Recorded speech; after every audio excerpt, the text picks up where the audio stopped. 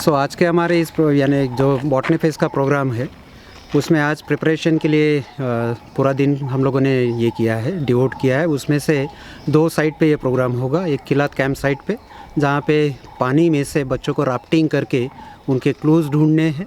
वहाँ river cross करके वहाँ से क्लूज़ ढूंढेंगे, फिर से वापस आएंगे। वापस आने के बाद में इनाग्रेशन का प्रोग्राम होगा, और फिर वो जो क्लू वो वहाँ से ढूंढ के आए हैं, वो क्लू लेके हम लोग यहाँ आएंगे। यहाँ पे फाइटो हंट होगा, यानी वो क्लू से उनको कौन सी वनस्पति कहाँ पे उग रही है वो ढूंढना है। और लास्ट में जो टीम सबसे पहले काम ख़त्म करेगी, उसके हिसाब से पहला नंबर, दूसरा नंबर या तीसरे नंबर का उनको गिफ्ट दिया जाएगा।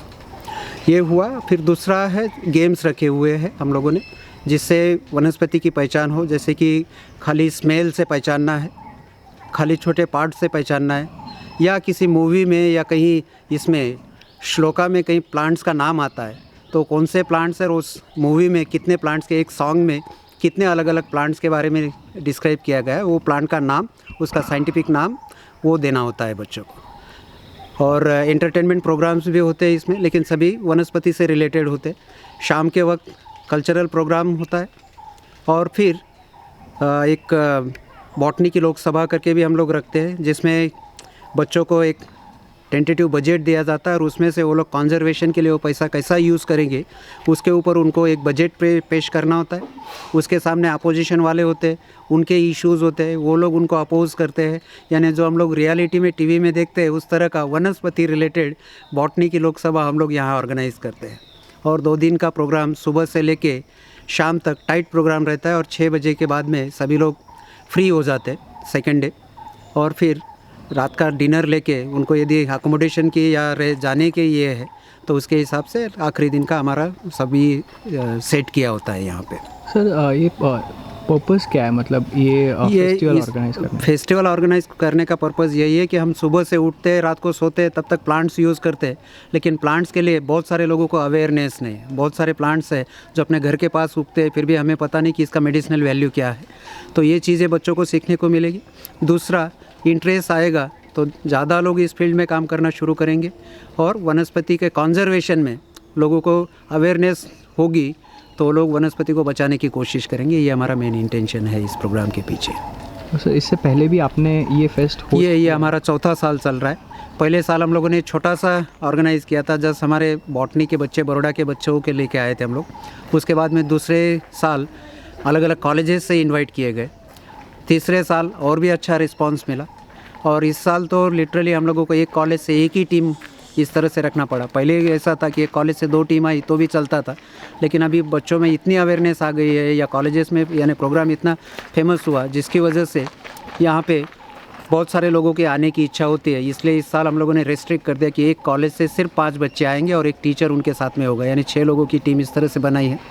और अगले साल हम लोग सोच रहे हैं ये प्रोग्राम नेशनल लेवल पर इम्प्लीमेंट करें, ताकि सिर्फ गुजरात के ही नहीं, पूरे देश भर से बच्चे आए यहाँ पे, और ये प्रोग्राम पूरे देश में हो, ताकि सभी राज्यों में इस तरह की वनस्पति के बारे में अवेयरनेस निर्माण हो, तो कंजर्वेशन में हमें हेल्प मिलेगी।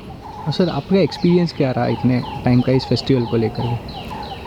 एक्सपीरियंस में बच्चों में एंथुजियाज़म बहुत होता है, लेकिन कहीं ना कहीं कुछ लैकिंग होता है, या तो फिर ज़्यादा फील्ड एक्सप्लोरेशंस नहीं होते हैं। शहर में ही रहते हैं, शहर में इतने अलग अलग तरह की वनस्पति देखने को नहीं मिलती है, या गए भी तो गार्डन्स होते हैं शहर में, तो वो सभी ऑर्नामेंटल प्लांट्स होते हैं।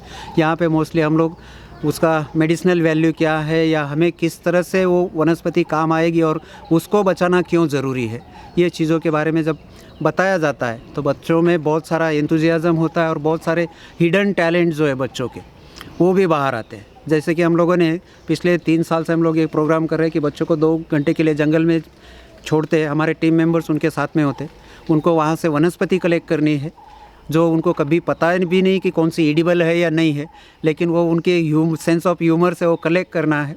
उसके बाद में हम लोग स्क्रीनिंग करते हैं कि एडिबल है या नहीं है, और फिर उसके बाद में वो खाना खजाना करके प्रोग्राम होता है, जो यहाँ की चीज़ें, गार्डन की नेचर यानी इसके फॉरेस्ट की चीज़ें यूज़ करके वो लोग खाना बनाते हैं। और पिछले साल तो शेफ्स को बुलाया था हम लोगों ने, और उन्होंने भी बहुत अप्रिसिएट किया। फिर यही यहाँ की लोकल चीज़ें यूज़ करके हम लोग ऑर्नामेंट्स भी बनवाते हैं बच्चों से, जो शायद हमें फंक्शन में पहनने के काम नहीं आए, लेकिन देखने में बहुत अच्छे होते हैं और छोटे मोटे इवेंट्स में तो डेफिनेटली पहन के जा सकते हैं हम लोग।